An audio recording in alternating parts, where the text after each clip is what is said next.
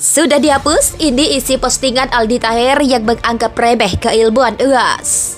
Aldi Taher kembali membuat heboh saat mengomentari pertemuan VJ Daniel Mananta dengan Ustadz Abdul Somad alias UAS belum lama ini. Dalam postingannya, Aldi Taher terkesan menganggap remeh keilmuan UAS saat memberikan petua ke Daniel Mananta, takut memancing kontroversi. Mantan suami Dewi Persik ini menghapus postingan tersebut karena disibukkan dengan dunia. Mereka adalah orang-orang yang menyesal ketika menghadap Allah. Mereka berkata, Rabbana ya Allah, absarna, mata kami sudah melihat azab, wa sami'na, telinga kami sudah mendengar pekikan teriakan azab, farji'na, balikkan lagi kami ke dunia, kembalikan kami dalam kehidupan, inna muqinun, kami yakin seyakin-yakinnya. Tapi hari itu penyesalan tak lagi bermakna. Berapa banyak orang yang sampai hari ini masih hidup tapi dicabut Allah Subhanahu wa taala nikmat iman dan Islam. Innallaha la yumli lizalim. Allah Subhanahu wa taala mengulur orang-orang yang zalim, yang aniaya. Diulur umurnya panjang, diulur rezekinya banyak, diulur keluarga anaknya sehat lengkap sempurna. Tapi justru itu menjauhkan dia dari Allah Subhanahu wa taala. Ada manusia ini perbuatannya jauh dari Allah tapi istrinya dekat kepada Allah. Ada manusia ini keluarganya jauh dari Allah tapi pekerjaannya dekat kepada Allah. Laknat adalah ketika tiga-tiga yang ada dalam diri manusia semuanya jauh dari Allah Subhanahu wa taala. Tabbat syada Abi Lahab wa tabb. Abu Lahab dilaknat Allah.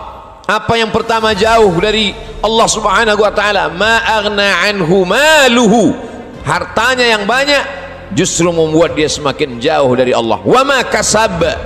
Usahanya, pekerjaannya, perbuatannya, aktivitasnya juga membuatnya jauh dari Allah. Wa mra'atuhu hammalatal hatab. Perempuan yang mendampingi dirinya juga membuat dia semakin jauh dari Allah Subhanahu wa taala. Jangan sampai kita salah pandang. Karena salah berpikir maka kita akan salah melihat, salah berbicara, akhirnya kita akan suudzon kepada Allah Subhanahu wa taala. Di mana keadilan Allah?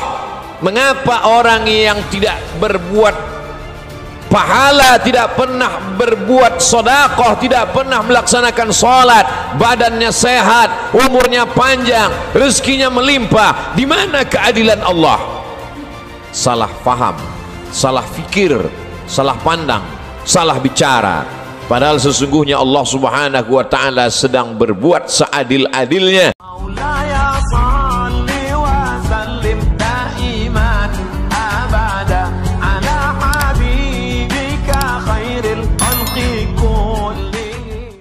Potret rumah Ki Joko Bodo yang dihibahkan untuk masjid. Sebelum meninggal dunia, Ki Joko Bodo memutuskan untuk bertaubat dan tak lagi menjadi paranormal. Dia bahkan menghibahkan rumah mewahnya yang selama ini menjadi tempat praktik klinik untuk dijadikan masjid. Menurut pengakuan sang anak, Revo, semenjak berhijrah, Ki Joko Bodo memang mulai mendalami ilmu Islam. Lantas seperti apa tempat praktik klinik Ki Joko Bodo yang akan dijadikan masjid? Berikut potretnya sebagaimana disanting dari akun TikTok anak Ki Joko Bodo. 1. Terdapat 2 candi besar. Ki Joko Bodo memiliki rumah yang unik sebab terdapat 2 candi besar yang berdiri tegak di halaman rumah paranormal itu. 2. Banyak pohon rindang. 3. Ada goa juga. Ki Joko Bodo juga memiliki goa pribadi yang hanya bisa dimasuki orang tertentu. Konon di dalamnya sangat seram karena banyak hal mistis. 4. Rumah tapak luar. Dari lantai atas candi bisa dilihat sekeliling wilayah kediaman Ki Joko Bodo termasuk rumah yang dia tempati. 6. Kolam renang jadi kolam ikan. Dalam candi besar tersebut kolam renang yang cukup luas. Karena tidak dipakai, kolam tersebut dialihfungsikan menjadi kolam ikan. 6. Halaman rumah.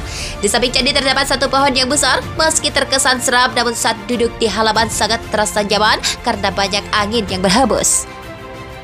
Potret rumah Ki Joko Bodo yang dihibahkan untuk masjid. Sebelum meninggal dunia, Ki Joko Bodo memutuskan untuk bertaubat dan tak lagi menjadi paranormal. Dia bahkan menghibahkan rumah mewahnya yang selama ini menjadi tempat praktik klinik untuk dijadikan masjid. Menurut pengakuan sang anak, Revo, semenjak berhijrah, Ki Joko Bodo memang mulai mendalami ilmu Islam. Lantas seperti apa tempat praktik klinik Ki Joko Bodo yang akan dijadikan masjid? Berikut potretnya sebagaimana disanting dari akun TikTok anak Ki Joko Bodo.